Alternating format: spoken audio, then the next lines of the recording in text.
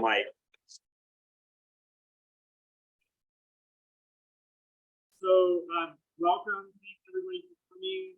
My name is Dave Greenberg. I'm the Inyo County District Director for county, and really want to thank here. I want to thank those of us up here on staff for doing the same to help educate and encourage you. I want to thank our supervisors for help. And ultimately, all of the other folks that are in the room, ready for me to season, this season, and could be a historic running season for us as well. So, we just want to give a brief thing and some value. We're going to get into the presentation and conversation. We have probably 30 minutes certainly and that will be things for Sundays. We're going to try to keep it in that as much as we can, and just get it later.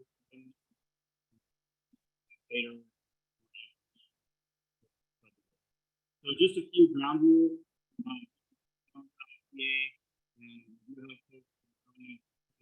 Please silence your phones if you have them. If you have anything you need to have, you can take it back outside and lay down here. We're going to put a hold on the end just to make sure that for those of you who are online with Zoom, if you have to get to that point, they are going to be helping share those questions. There are also flyers here in the room. Some of these here have a QR code. If you want to scan these with your phone, you can drop the information and put on the mailing list.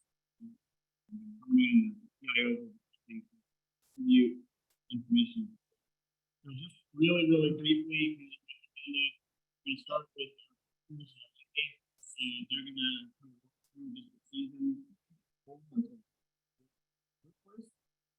And then we're going to talk about some the things that are going on and then each agency is just going to speak briefly to what they are doing with respect to hearing and new ability for our infrastructure in the areas of our ability. And then move into just some conversations around expectations or recommendations of each individual. And then certainly get about what we'll be doing from the next standpoint. And then so without a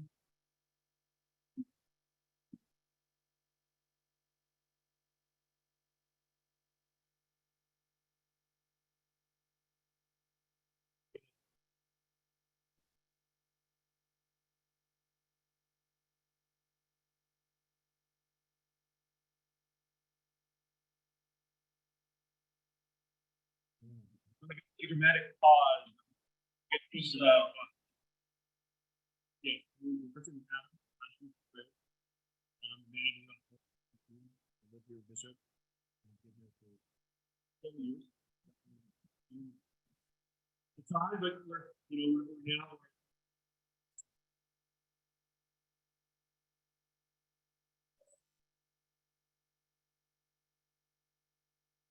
So just as they talked about, we'll get into PDB, but ahead of that, now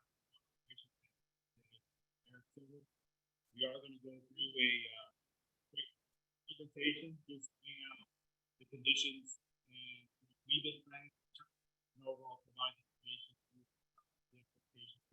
So, we're ready to go? Good?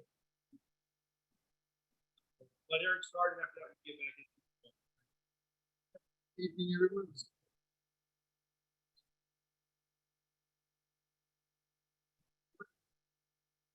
2023, third year of Runoff snowpack.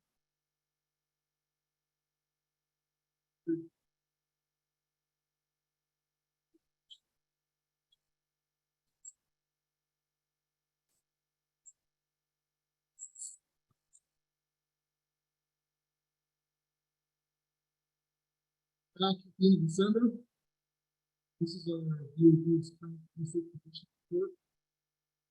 We're looking at 44% more in April 1. Above that.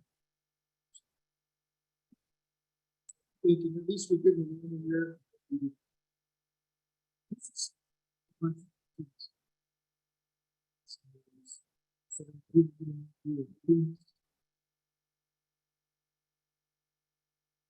We scored in January, a month later. The now 160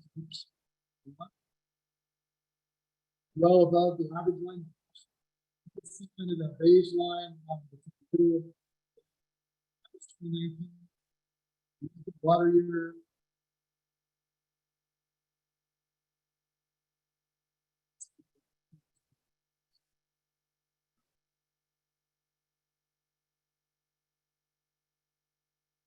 In February, right at the end there, we got a lot more. We started approaching 2007, which on our chart we typically say 2000. It's just a record that we can do these quarters. Actually, well,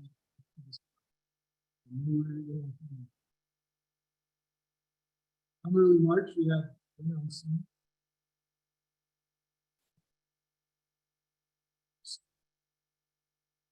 Not here, we go way above 2017. We had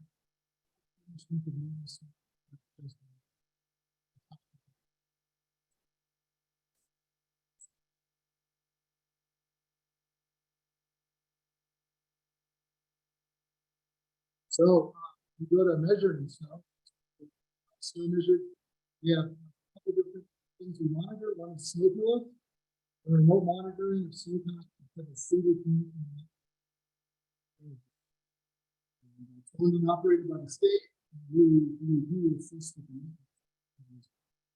changing out wood, doing some repairs. So something the system is near each of these fellows, DVG has snoopers. Each area where the pillow is, we have 1 to 3 snoop courses. Each course is about 100 feet long. Each course has 8 to 10 minutes.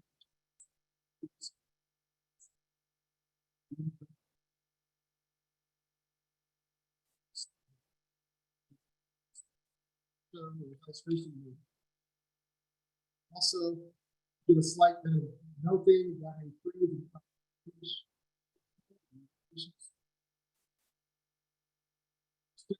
reasons why do people recommend these snow courses? So when we remember the snow courses here this year, this is a picture of Long Valley. This one in March. Snowpack was equal to 296%. 68 inches of snow. That means if you melted the snow, you would have 68 inches. We succeeded in reaching. You can see in the middle of the picture is Long Valley Dam, which is just the reservoir. All snow is still there.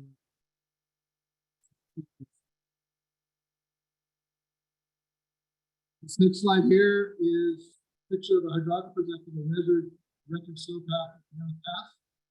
Rod that they're holding horizontal and top of the 23 feet long. That is including 104 inches. Snowpack for Mammoth is 20% higher than the 20% more than the previous year. Overall, 296% is about 10% higher than the average. Some of them are equal to 69, some are a little above.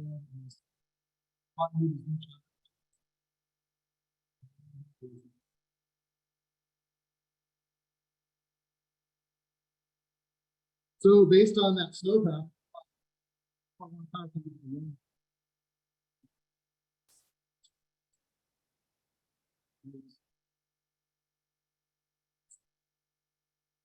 there's three main factors that come with calculating the runoff. First is snowpack, based on the other one is stream flows, which is total volume. That tends to help the runoff forecast in lower years because of the base. So here like this, stream flow, precipitation.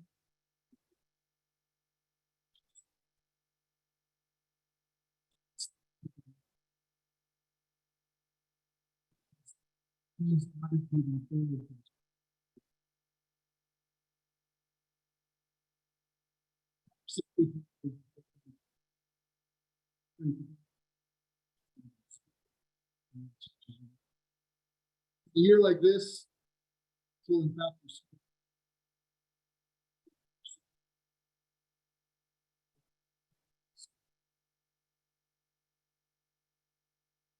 Resulting runoff forecast March is 232% of the basin.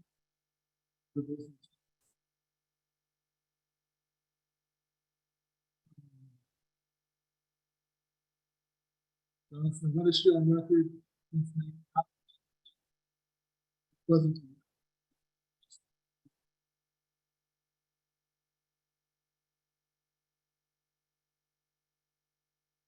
With the comparison of that runoff forecast versus the last year on record, you can see the runoff is 233% more. 69 is 216%.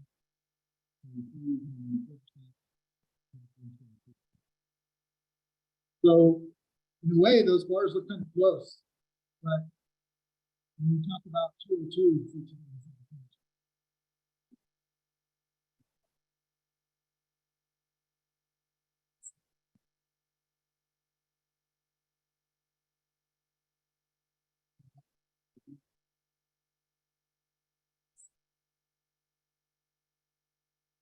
just basically saying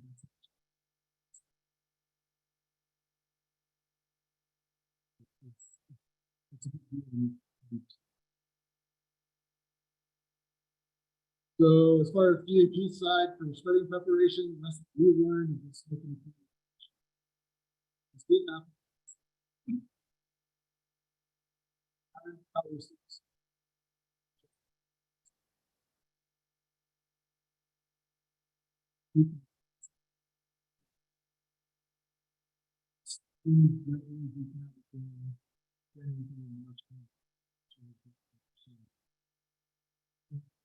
So we try to prepare those spreading grounds as soon as possible. We don't prepare them every year. As soon as we have the year we start.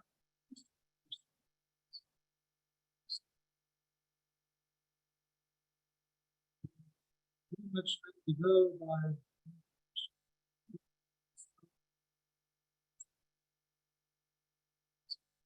since then. We prepared a lot of people there and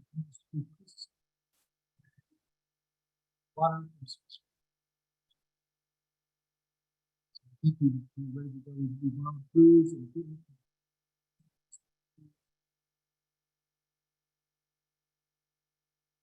some of the agencies who coordinate with permitting, Fish and Wildlife, and Forest Service. I do have to say, with the extreme conditions we saw, sometimes we have a lot of this or the agencies. We need very quickly.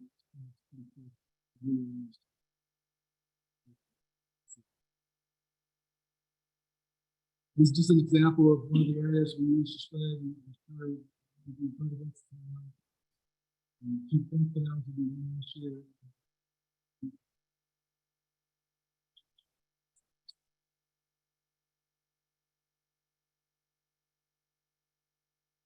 So right now, our spreading grounds are fully prepared. They're the biggest.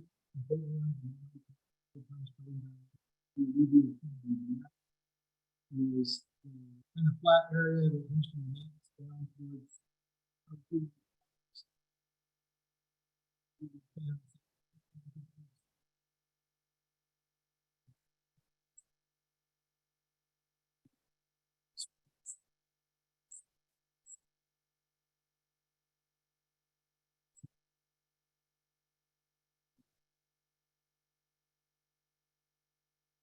the total spreading in 2017.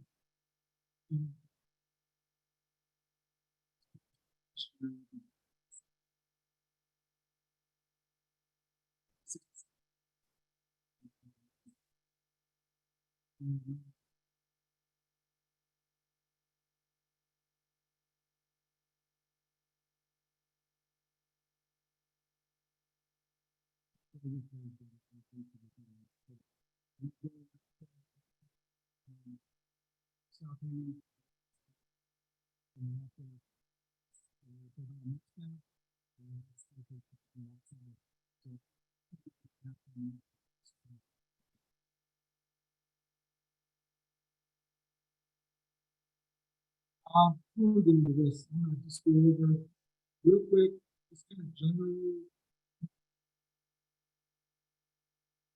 Most years we see mid-June to mid-July. Slightly later.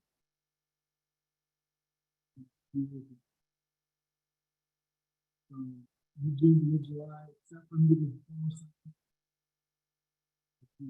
season. Some good values, just means below 1,000. You see 50%.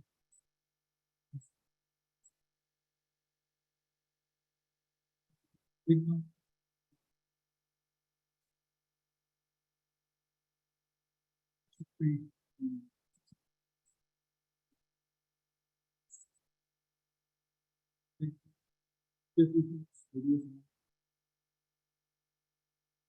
Straight 250 plus. Some of these, depending on what the weather were, I'm not pushing.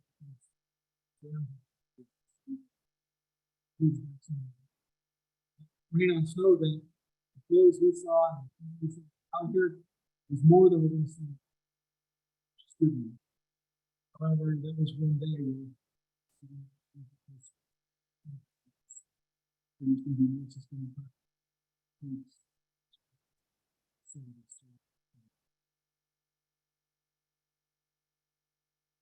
So just to kind of put it in context, we have some photos from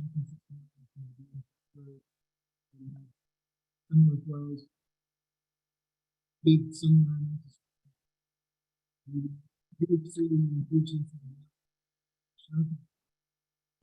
We're just trying to find something.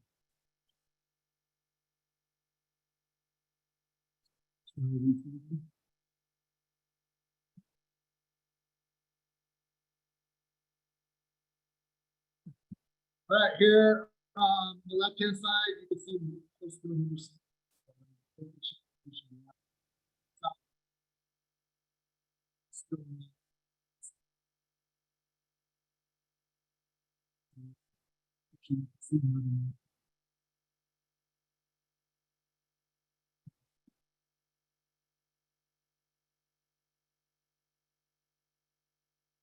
inside here is Highway 395.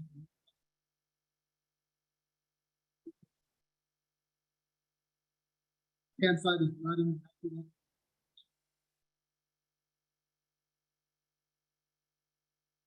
Some of this standing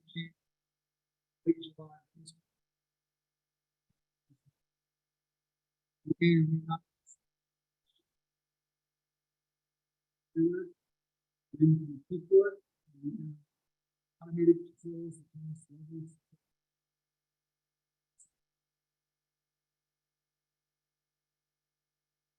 Something does happen, reaction.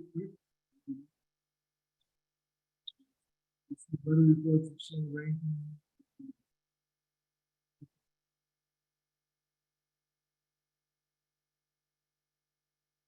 So on the left-hand side here is south of Lone repairing that.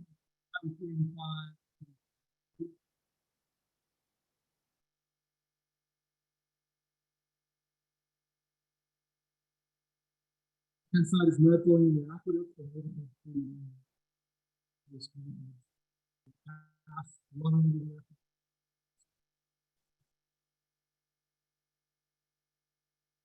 This is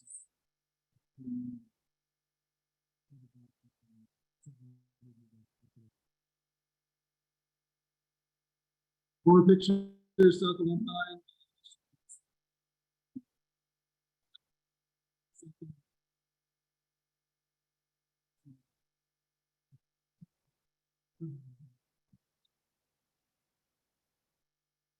I guess that's one more than we have this one more equipment.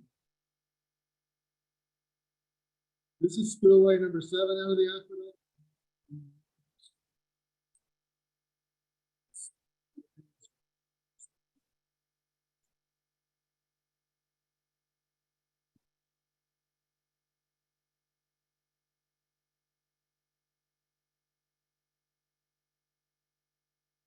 Left-hand side here is on Holly Bridge.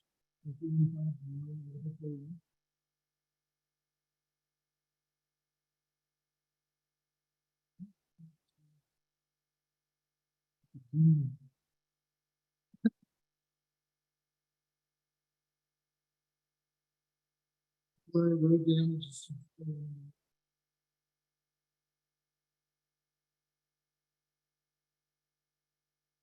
Here's the main highline.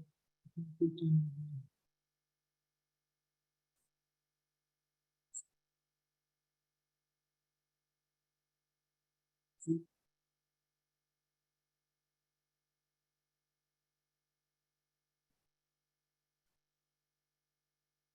For information, pictures of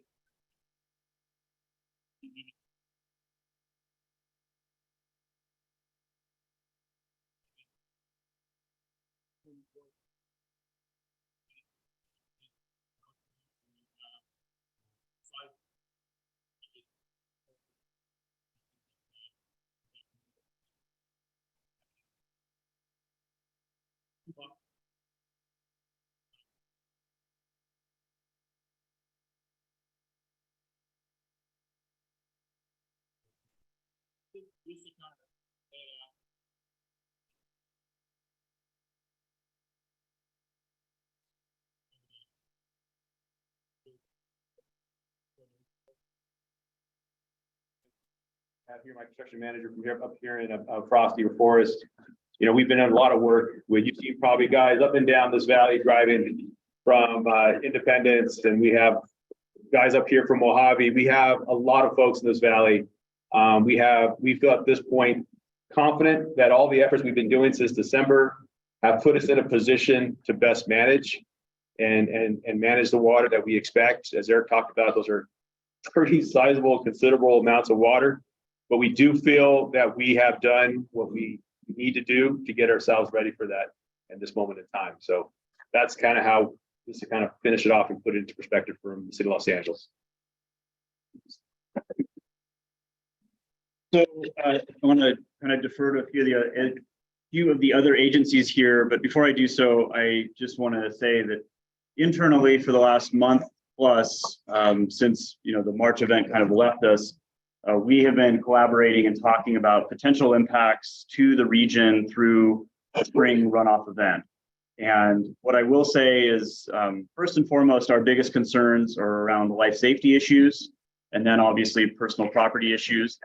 And really with respect to life safety issues, one of the major ones that we're focused in on is access. And the primary thing that we are concerned about is the potential impact on the region as a whole based on the runoff coming into the state highway network or the county road network in Inyo County. And frankly, there are similar issues and concerns in Mono County. And the potential for us to become cut off from the rest of the world for a period of time is something that we have been considering and certainly are developing some thoughts around. And we'll talk a little bit more about that as we kind of dive into things. And so maybe, Carrie, can I turn it over to you just to talk about Caltrans for a minute? Sure. So I have a presentation. Thank you. We have been working closely with the county to make sure that we're addressing. I'll try. So we've been working with all the county and with DWP to address places that we know the system is vulnerable. And so we're putting in culverts down in Orancha to help move the water down there so we don't get the flooding like we had early in the spring. It was February. And we're stationing equipment. We've got extra crews scheduled. We're working with DWP on some projections of when the water might get here and when it might hit there. And so our infrastructure is a lot more resilient than it was in 1969. We have 4 lanes with dividers with lots of good drainage now that we didn't have then. And we're as ready as we can be with extra equipment, extra people, and just trying to get things as ready as we can.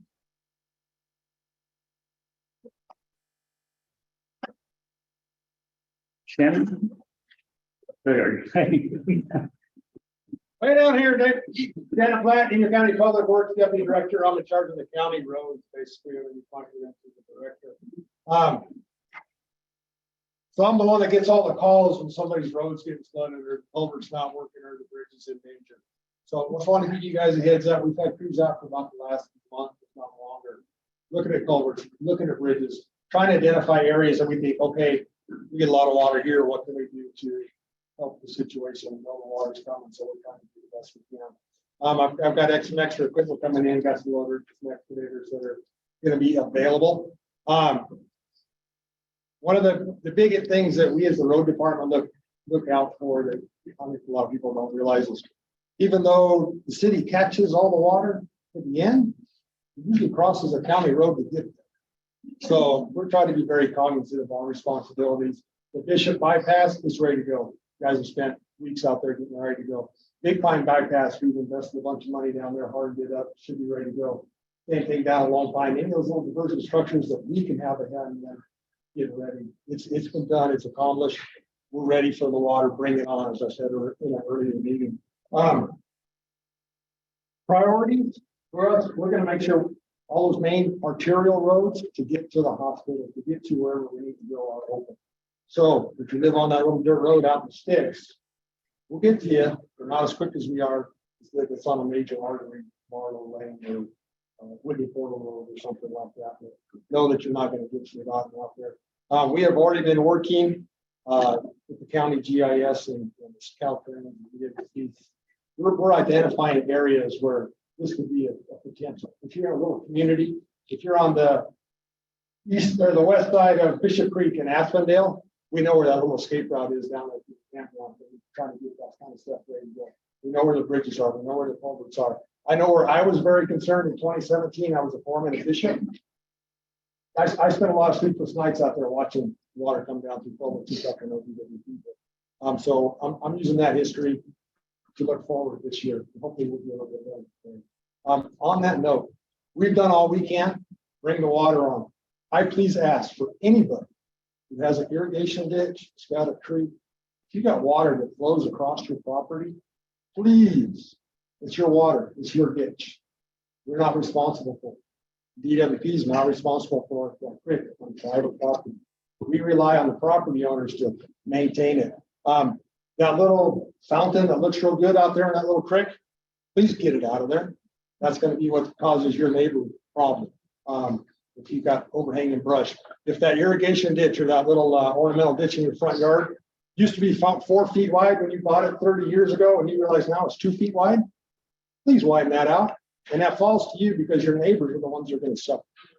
Okay? That's not a county road department responsibility. I want to stress that. Please do your due diligence in the same way that we are really trying to do ours. Anything else I forgot, Mike?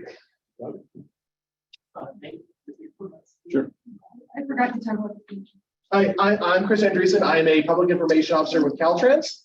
Just to expand on what Terry told you guys earlier with the culverts we're installing down in Atlanta, we're actually going to be closing US 395 between State Route 190 in Atlanta and the town of Cartago for an emergency work order starting on Monday.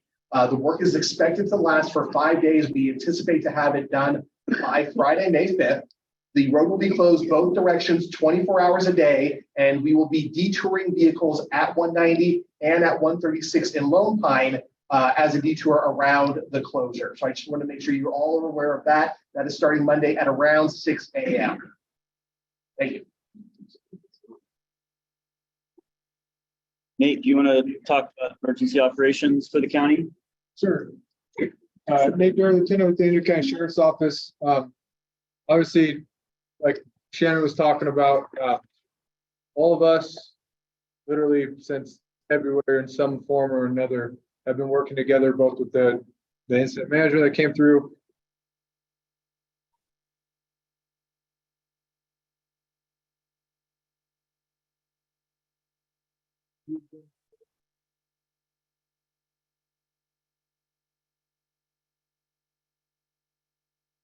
Seven days a week, 12-hour days. So there has been a lot of work put in for the public safety and for, like, please try to do your part to be able to keep it safe so that it is safe for us to respond, for us to not have to be diverted when there is a major incident, to be able to deal with something that is not necessarily that was created by people that are here, not just the flow that's coming through. Obviously, on the sheriff's department side of things, our primary concern is the life safety. DOP, Caltrans County Roads, those guys have been working hard since January, December, some along those lines, getting everything ready. And for prep of ingress and egress, which is obviously one of the major life safety issues and issues for our county and our community, both for our small businesses, our large businesses. We're obviously a tourist-based economy. We need to be able to keep some of that flowing. But on the other side of things, a lot of it goes back to like the borderline of life safety stuff, right? You're going to see this weekend with fishing opener, there's going to be some people upset, both citizens, tourists coming in, business owners because of revenue. Inyo County might be a little better off because all those Mono County people have no place to fish, so they're probably going to come down here. But there's a balance act that we've all been playing the entire time with what we know our county is. Most of us here being born and bred here, knowing the fragility of that, balancing with the life safety issues. So when you guys go down and see a road to Owens River cut off, it's not because people are trying to restrict people's access, it's for safety, right? We're a small community, we only have a limited amount of resources, and the resources that we have are going to be, you don't want to be that person that's going to take away from the next person that actually needs it because you created the only issue, right? So when you see those gates, when you see those barriers, there's 100 different dirt roads that everyone knows we get around them. Please don't do so. Please don't make me send my guys out to try to pull you out of some area and away from an emergency situation that they could actually be helping on. That being said, we are prepared. We do have, obviously within us, we have our Inyo County SAR team. Obviously they are a very robust team. Our president's in the back of the room over here, Ryan. We are not a full-on swiftwater rescue team. We're working on some training on that. We do also have some times, I know Joe Dell's been working for the fire side. I can let him speak on that side about working on resources that way. We do obviously though have a direct line to an airship from CHP. We have the VX-31 Blackhawk out of China Lake. They are qualified to be able to dive and hoist out of the water. As far as for what you guys and all of our deputies are obviously on standby, they're all aware. We've partnered with Shannon. Peak flows typically happen in the middle of the night or early morning hours. We're the only guys on. So all of our guys have orders. My supervisor in the back here, they've got all of our guys in orders. They're checking the creeks, the culverts, all the pinch points. If DOP tells us, hey, we're concerned about this area, or Shannon, they can call to us, and we're going to be checking those throughout so that we're not necessarily caught off guard. There's no way to know exactly where it's going to come down, exact time that it's going to come down. We're working with Mother Nature.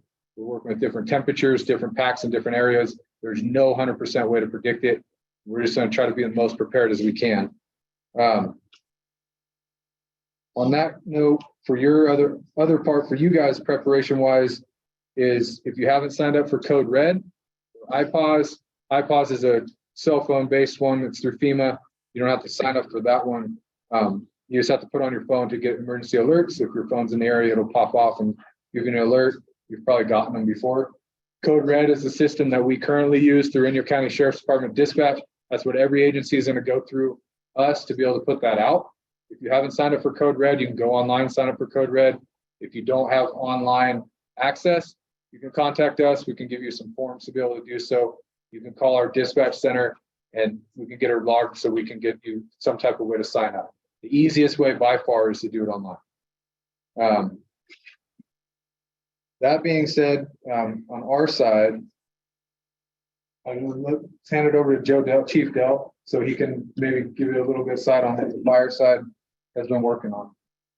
My name is Joe Dell. I'm the Bishop Fire Chief. I'm also the Inyo County OES Fire Coordinator, which means I work closely with all of the entities, the local entities, such as your local fire departments, CAL FIRE and OES. The state has not forgotten about us. Today we had a meeting with the OES Chief Marshall, where he's working on making sure that we have the resources that we need in the area. What your local fire departments are working on are 3 things, and you've heard it over and over today: life safety, critical infrastructure, and then ultimately access and egress. For our ambulance company who's in the back, for our local fire departments who run the ambulance, for the search and rescue teams, we're all working together, we're all communicating, we're all there for you. Our purpose is to make sure that you're safe. So what we'd like you guys to do is be safe around the riverbanks, be safe around, there's gonna be cutoffs, there's gonna be drops, there's gonna be roads that aren't accessible anymore. This weekend specifically, there's going to be ice issues. If you're up in the upper lakes trying to get in fishing, some people are going to want to get on the ice. It may or may not be stable. Realize we have limited resources to take care of that, and it may not be safe to do so. But again, the local fire departments are working together. You can get your sandbags at your local fire stations. We don't have a lot of personnel to go out and fill them for you. In fact, most of our volunteers all work for DWP, so they're already working 12 hours a day.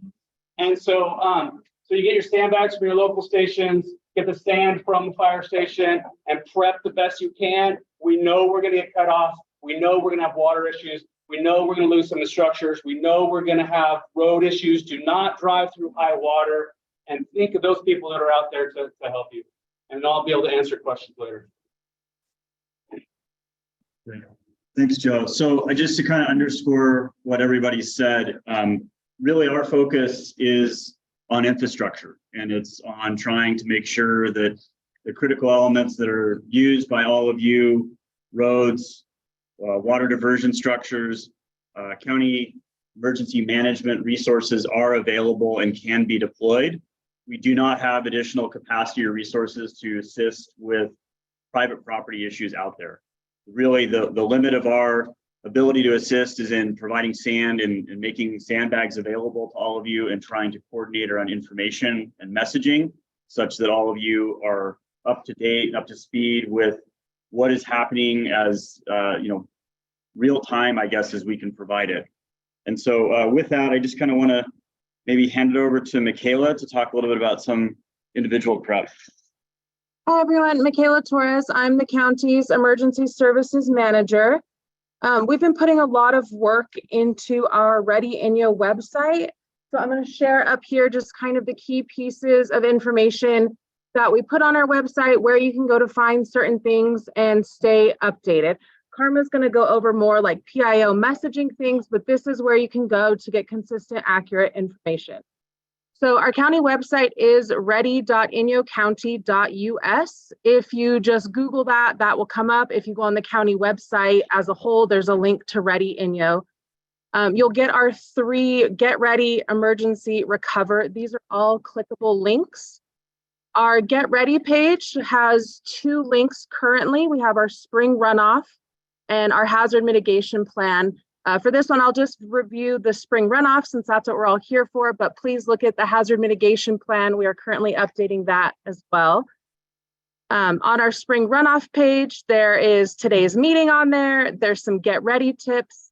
And then towards the bottom, there's some key resources. We are going to be updating this more and adding more to it. So please check it out when you have time, and there'll be a lot more stuff on here. If you go back to the home page under emergency, there are also 2 links. So we still have some things up for our March 2023 storms. So that page was everything that we updated during the snowstorms and rainstorms that we saw last month. For this one, we also created a 2023 spring runoff page. Very similar information. There's sandbag information. This link right here, the preparedness information, that will take you to that get ready page. Trying to make the website really circular to where it takes you to where you need to go, no matter where you click. We have key resources on the side. Sign up for the emergency alerts that Nate talked about earlier, highway closures. And then if you scroll down, there is the county road closure map. So this is updated and the most accurate point, so you can zoom in on it and really see where roads are closed.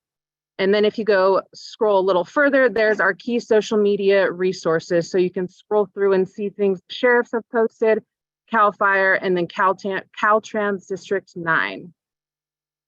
And the last page we don't have anything updated for the spring runoff, but for the recover page, we do have a damage survey for the March 2023 storms. So if your home or business was damaged during those storms, please fill out this survey. Depending on how the runoff goes, hopefully we won't need one for the runoff, but if we do, that's where you'll find it. And these surveys, as a reminder, are not applications for assistance. It just gives us a better idea of how the community fared with private property. And then that way we know what avenues might be available for assistance state or federally. So that's our website. We do have a contact us link at the bottom. This does go directly to some county staff emails. So if you have feedback on the website, we are very much in a working stage of it. So if you feel there's something missing on there, a link's not working, anything like that, please use the contact us to provide that feedback. And then the last piece of the website that I thought was published, but is not, is we created a form for people to submit potential areas of concern related to emergencies. So if you live in an area where you know it's prone to flooding and maybe you have concerns that it's not being addressed and would like to notify our staff, you can fill out that form. It'll ask for your name and contact information, as well as any photos, and then a description of the area of concern. And we will make sure that gets to the people it needs to go to.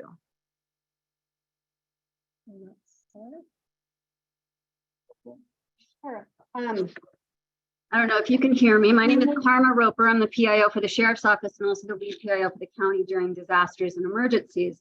And just really quick, I'll briefly go over from a messaging standpoint where we are. I'm currently managing a Joint Information Center, a JIC, as we call it. And that consists of local, state, and federal PIOs. So we can accurately and cohesively put out information in a timely manner. I anticipate that JIC is going to continue throughout the summer. I don't anticipate it's going to go away anytime soon. And I can tell you our key talking points right now really emphasize preparedness. Like Lieutenant Durr was saying, definitely we have a role in our own personal preparedness. If you live in a property that has streams, be debris free, clean it out. Now is the time to do that before something happens. If you live in flood prone property, now is the time to get a sandbag or two. Don't wait. So those preparedness messages are really key. The other information that we're concentrating on right now is, again, and this was mentioned earlier, to obey any kind of posted signs, any warning signs, road closure signs. They're there for your safety. Don't go around them. It doesn't help anybody.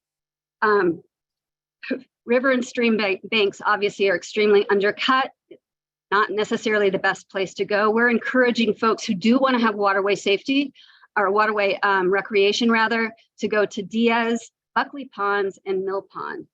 Those are considered the safe spaces for waterway recreation currently.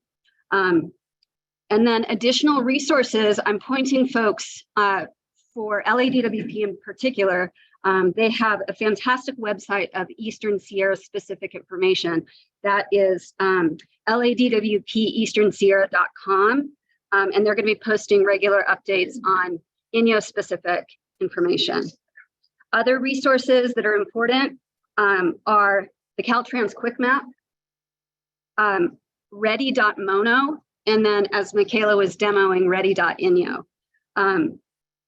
So I think that's essentially it from a messaging standpoint. It's going to constantly evolve. So the majority of our messages are posted on the Inyo Sheriff Facebook and Inyo County Facebook and followed up in print. So I appreciate you all being here and thank you. Just one piece that Karma touched on was just available water bodies. You know, just talked about Mill Pond, going to the Buckleys. Just let everybody know for Fishmas, we are working at this point. We have, Pleasant Valley has been closed, right? The reservoir, that's a big spot for the spring. A lot of people would like to fish there. It's been closed due to all the March rains and damage to the roadway. The power system, working closely with them, Saturday morning that will be open for recreation. So the idea is to have a lot of the individuals be able to utilize PV as a safe waterway to enjoy Fishmas up here in the Eastern Sierra. So that's what we're going to try to also force individuals to enjoy. Oh yeah, sorry. Yeah, the access for that, everything. So PV campground, the Lower Owens River has come out of banks.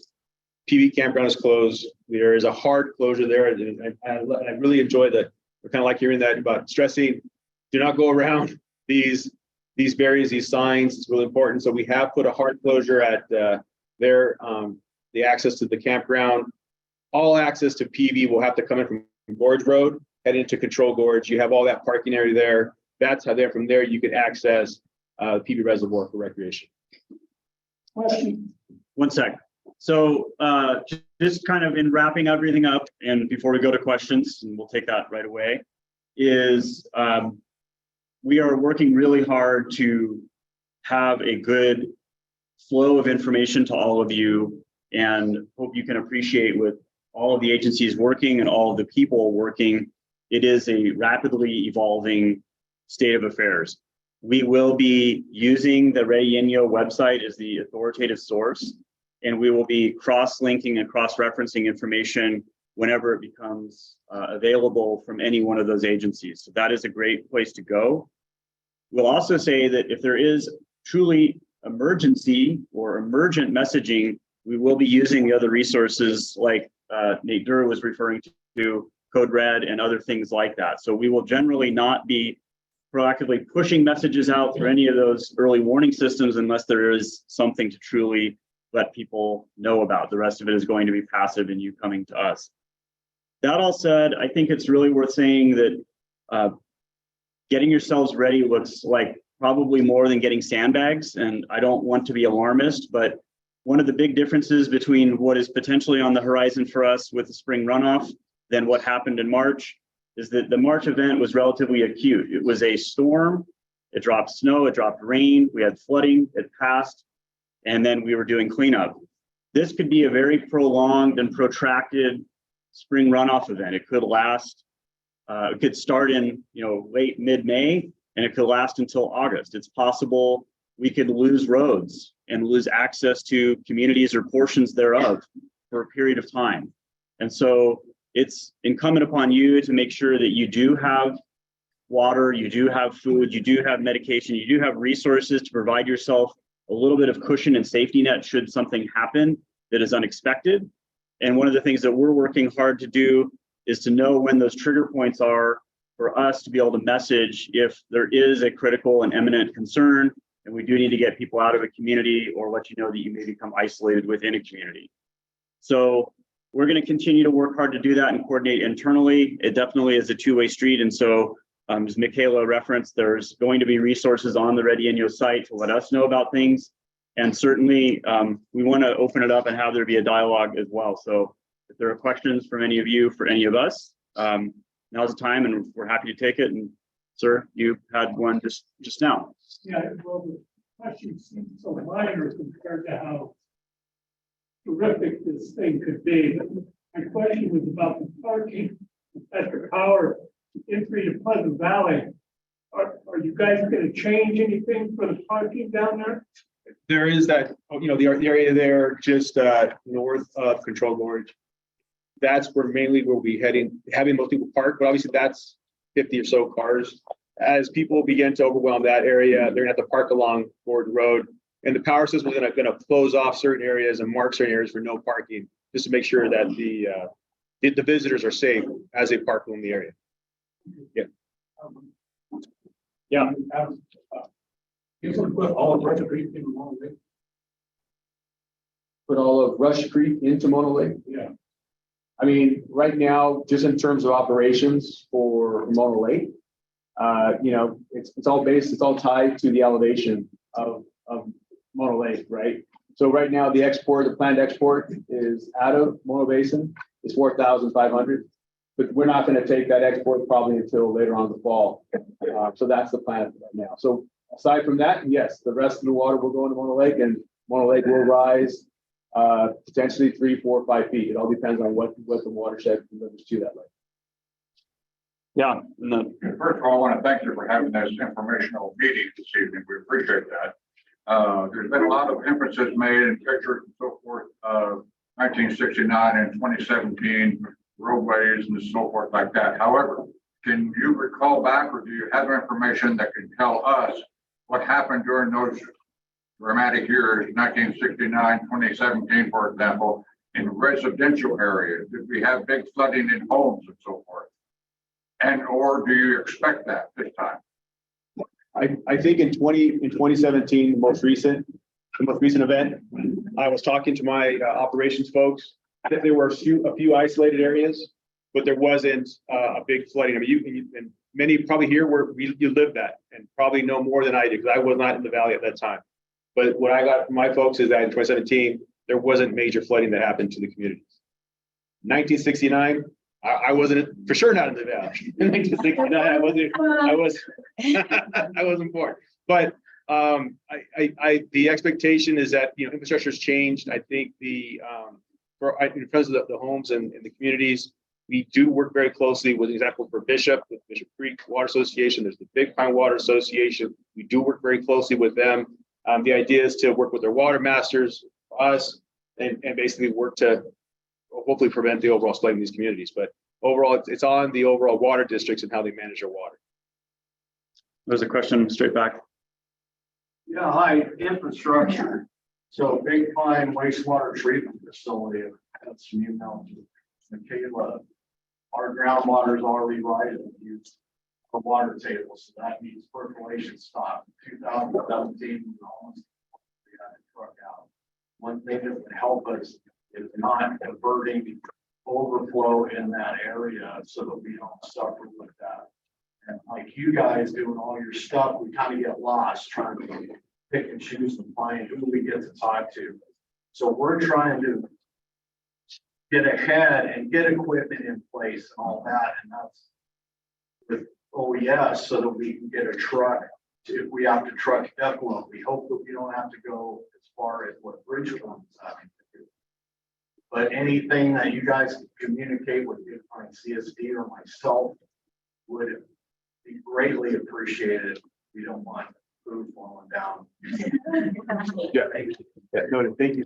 One other comment to that point, which reminded me, is we are seeing issues already with septic systems. If folks are not on sewer, because the water table is high, we're starting to see some septic issues.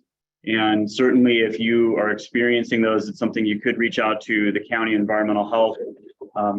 It's one of those that there's not a whole lot that can be done right now, but it's just something to keep in the back of your head and generally be aware of and watch out for if you are on septic. So, yeah, in the back in purple.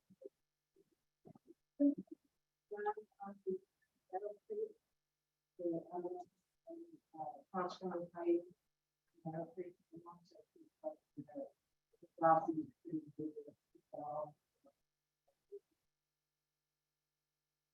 mean, do you specifically like what? behind.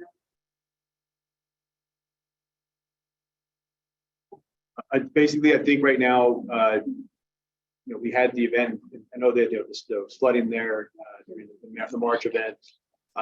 It's a very, not a simple solution type of an area. It's coming across a lease. There's also just how you can move and ask and kind of push water in certain ways. And I think everything that we could do, I think from the city side has been done. So at this point, unfortunately, I think there's more that we can do. I think there's working closely with the lessee. We've kind of opened up a certain amount of ditches. And in the spring, it was a little different with the March event because that was overwhelming the whole lessee in the whole field. So yeah. Yeah.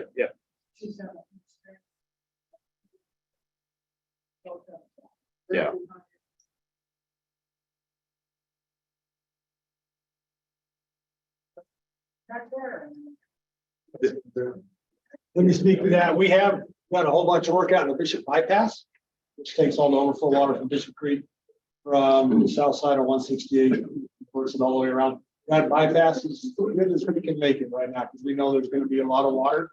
If the bypass works as it's designed, we shouldn't have any troubles behind right in. That being said, if we get another rain, we're going to have troubles behind right in. So we recognize that. Yeah. Sure. If things get pretty bad or get beyond control, do you have plans on implementing the incident command system for your operation? Yes, and I can let Lieutenant Durr speak to that. I will just say during the March event, for those of you who are not aware, Inyo and Mono County went into a joint EOC, Emergency Operations Center, for about 3 weeks. We had a type 1 incident management team. The teams that come and manage large complex wildfires came up from Southern California to help us manage the events in both Inyo and Mono counties and really help kind of get us into a cadence. We're in a period right now where we're not at that level. And so we have sort of wound down. We are in regular internal meetings, but we're all poised to go back into an emergency operations center as soon as we start to see runoff hit critical point. Was that your first experience with the incident command system? Yes, sir. And I can say from the city side, since we had the March event and we did lose and break a piece of the aqueduct, we have our incident command still in place today because we're trying to pull resources in from city and also some of our mutual partners. So we are still in an incident command system. We still have an incident commander. We're still basically reporting out. And the idea is that we get into more of the runoff conditions. We feel it's going to be prudent to have that system already in place and already have the ability to support and bring those resources in. Yeah. There's a prediction of what Mono Lake would look like. With all the diversion going, it's like, I don't know if it'll look like pre-1912, but I would assume a lot of those dike roads are. Yeah, it's kind of hard to think through. Your question is, how will Mono Lake look like? Oh, Owens. Yeah, I don't know if you saw Eric kind of threw the number up. Yeah, the 167. I mean, it was 15,000 in 2017. Yeah, there is. So just to speak about Owens Lake, we have a contract currently in place to try to beef up some of the areas. We have berms. The city has put a lot of, basically dollars into Owens Lake. Obviously, just to have it flood out is not anybody's great, intention at this point. So there is a lot of resources put to try to protect, the overall structure. With that said, the way the system's set up, that is the safety valve. It's a terminus lake of the Owens River. That's where the water is meant to go, and that's where the water will go if there is issues, as we had in just earlier this spring. So that's why. So the hope is not to lose and drown all those berms and all those roads. But if that's the situation we are in, that's what's going to have to happen. Dave? I live on First and Park. Now runs pretty high. That's up and that's the goes back and flood route. Any anticipating issue?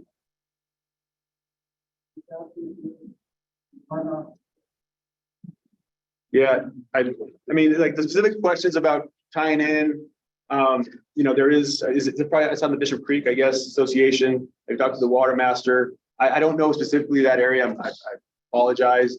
But if you have specific questions, you can work with Bishop Creek Water Association. You can talk to their water master. They will then bring those questions to us if it involves DWP for certain ditches in certain communities. But if it's more of a direct DWP types, you can overall, for sure, you can call in to the Bishop admin office. You can provide your information, and then we can basically assess what's going on based on that. Also, county assessment, sort of bring the attention that if you experiencing property damage, unoperative, please contact my office and we can help. We can property tax or the other can. That fits into the plan. Reach out to us, office, or reach out to the supervisor.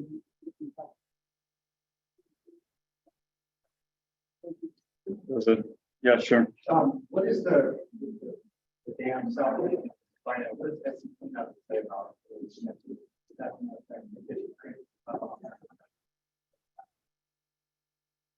Say the question again.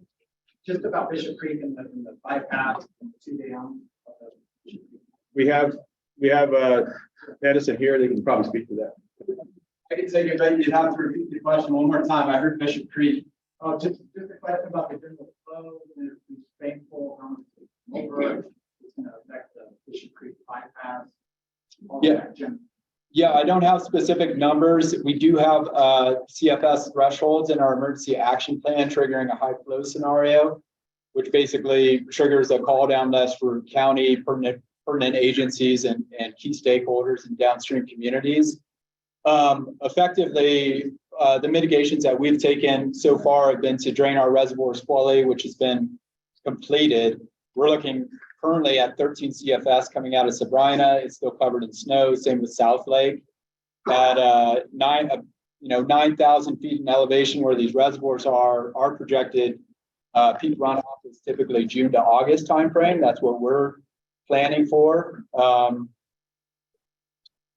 And yeah, apart from that, we've been basically hardening our infrastructure. So ensuring that our pipelines are able to convey water through our system effectively, that there's no downstream impacts, no debris flows that we're unaware of, that all operations are go. We have effectively postponed any major projects to the area, including transmission projects, which could impede our ability to run that water through our powerhouses and generate power and water effectively that way. And there's no dam safety risks anticipated at this time with the seismic work that's been completed in the past. So that's where we're at. So kind of with you, what's the anticipator, whoever may know this, somebody else made a statement about, what do you think is going to be maximum flow out of Bishop Creek? Well, again, I don't have the numbers. And by the way, I'm Matt, so SCE guy, but yeah, Matt Perullo, I'm public affairs with SCE. We are communicating projected runoff numbers with DWP and with the county. I don't have them at my fingertips. I'm sure our hydro division does. A lot of this is tied to, as Mr. Perez said, temperature, unknown variables at this time. So our role is to, and I hate this term, flatten the curve and basically, to the best of our ability, match our outflows with the inflows on weather. So this is really tied to the thermometer, so to speak, and some unknown variables. But what those thresholds are for each of those reservoirs, I don't have at my fingertips. I can try to provide that. It's in our emergency action plan. So one thing is for LADWP, I think, place that I've looked at that, I mean, there's been all this discussion about cleaning your ditches and cleaning your all, that stuff. I walked the South Fork, Bishop Creek, west from Home Street. So that goes by the house you guys have there? Yeah. You know what I'm talking about? Yeah. And that creek upstream, it sure stands to have the maintenance done. And it's fairly overgrown and I think that to keep that from backing up there so the water goes down the channel rather than out on the flats would be a positive thing. And then I don't know, what about the area above that, the reservation? Have they been, I haven't heard anything from them. Are they doing similar type maintenance on the reservation? Yeah, we had an earlier meeting on infrastructure and we did talk about coordinating better with the Bishop tribe. They are doing projects. I think there was in the previous meeting, they were talking about seeing some of their public works, doing some work on certain areas of the reservation, but we don't know exactly their intent. So I think we are in discussions about reaching out to a tribal liaison and trying to get more information in regards to their plans and their projects. And also if they need support from any of the other agencies within the community as well. So those discussions are going to be taking place. So just in the beginning, when we did have our incident command team here, when we started going transition to like when we had the main incident going on and we had a little bit of a lull to do that stuff, we did start using our teams at that time to break off. They started the Bishop bypass, working in different areas, right, on the fort. And one of the things we did address is each tribal land that we went through. We did have an excavator hand crews out on the Bishop tribal land. They got a couple days work in, but due to some issues that happened, we had to pull them off of the Bishop reservation. So we have been in contact with them, and we did have some work done through that incident management team during that time. But we have been talking more about in our collaborative meetings, getting them, seeing where they're exactly at and working on that. So. Bypass, the Odiola bypass. What ratio of water is put out to those on those three areas?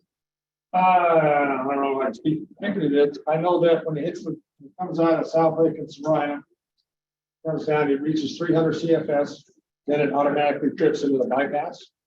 Anything over that, then we got to, with a lot of help from DWP, play with gates and boards and try to manage it equally.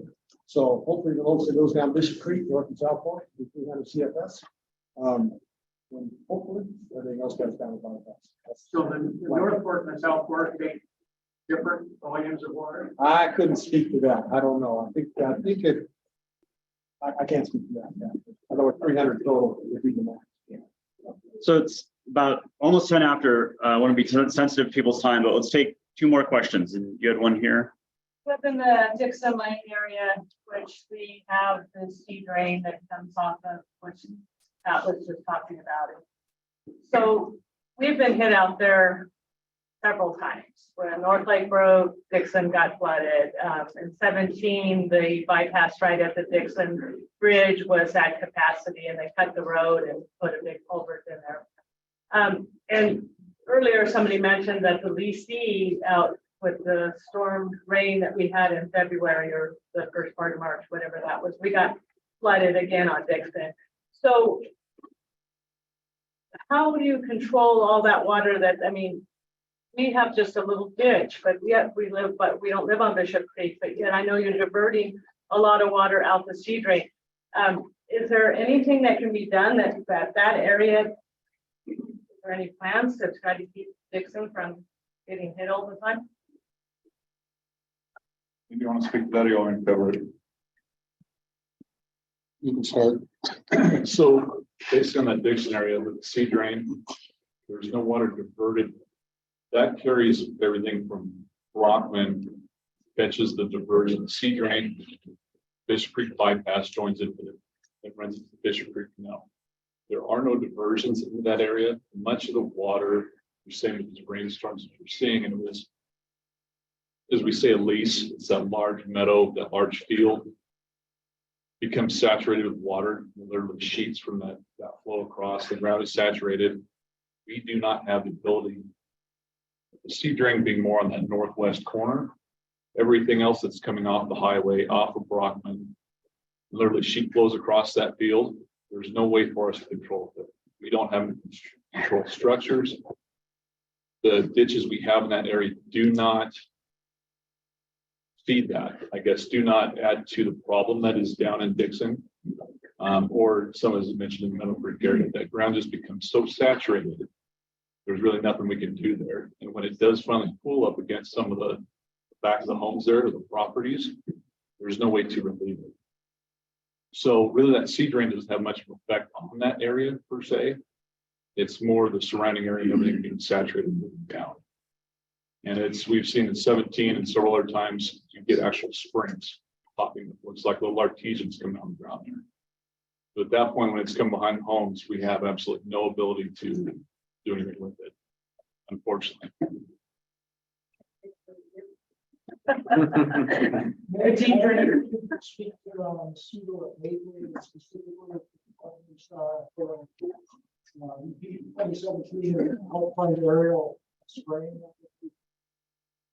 That's the mosquito abatements on the county at this point. So we haven't been contacted by the county, but if there is a conversation, we'll have a conversation. But yes, in short, yes, they are aiming to, the ag department is aiming to ramp up efforts with respect to mosquito abatement. And they are looking to pattern some of what they do this year after 2017 efforts. We likely will be contacting you to be asking for some support. So, but yes, expect a bit of a buggy summer, to say the least. Let's take one last question and then thank you, everybody. So, Randy. CDF did a great job with clearing the bypass, but I know that they ran into a problem with the sheriff issue. They ran into a problem with a gun concern and had to come pull off of the area by the squatters on Odie Road. Does anybody know if they ever got back in that area? And It's all polished up, can't look any better. Got back in there, got it done. So thank you all very much. And I really want to thank the staff that were here.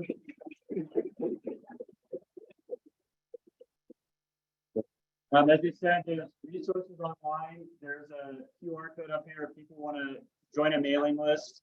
And we're here to try to support in the best way we can.